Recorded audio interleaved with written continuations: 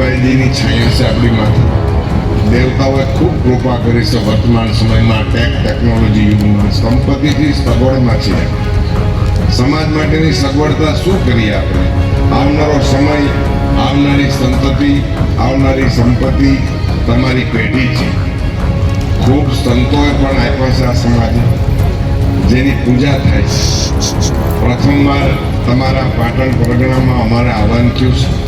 પાટણ પરગણામાંથી, ઉત્તર ગુજરાત પરગણામાંથી ઘણા ભાઈઓ સૌરાષ્ટ્ર કચ્છ કાઠિયાવાડની યાત્રાએ આવે છે. ઘણીવાર મળતા હોય, ન મળતા હોય. તો આજે અમને એવું થયું કે અમે ત્યાં જઈને મળી લઈએ બધાને. આપણી લાંબો સમય ઘણો લાંબો બહુ છે. એટલે અમે તમને મળવા એવા છીએ કે હવે પછીના તમારા મનોરથમાં અમે પણ સહભાગી બનીએ. થોડા આપણને પરમાત્માએ ખૂબ સારો સમય આવ્યો છે.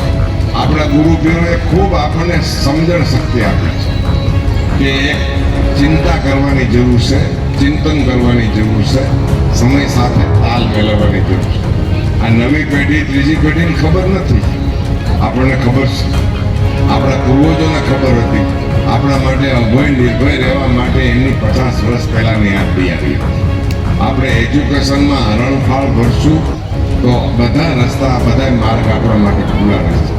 મોદીભાઈ સાહેબ ને ભાઈ ધનસુખભાઈની ટીમ જે કામ કરી રહી છે ગુજરાત સ્ટેટ લેવલે, એમાં આપ બધા સહયોગી થજો. બધા દરેક પરગણામાં, દરેક પ્રાંતમાં એક અભિગમ, એક મનોરથ કાયમ એક નામ ઉપર ચાલે, એક રજીસ્ટ્રેશન ઉપર ચાલે, તો આવનારો સમય આપણને ખૂબ સરળતાવાળો રહેશે.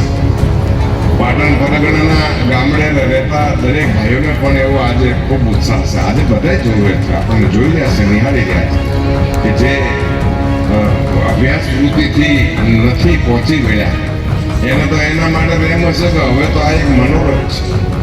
દરેક ઘરે અભ્યાસ વૃત્તિથી જોડાયેલો દરેક વર્ગ રહે, દરેક સંતાન ખૂબ એજ્યુકેશનમાં આગળ વધે, દેશ વિદેશમાં પણ આ ગુરુદેવ ચાલે એ ભગવાનને પ્રાર્થના.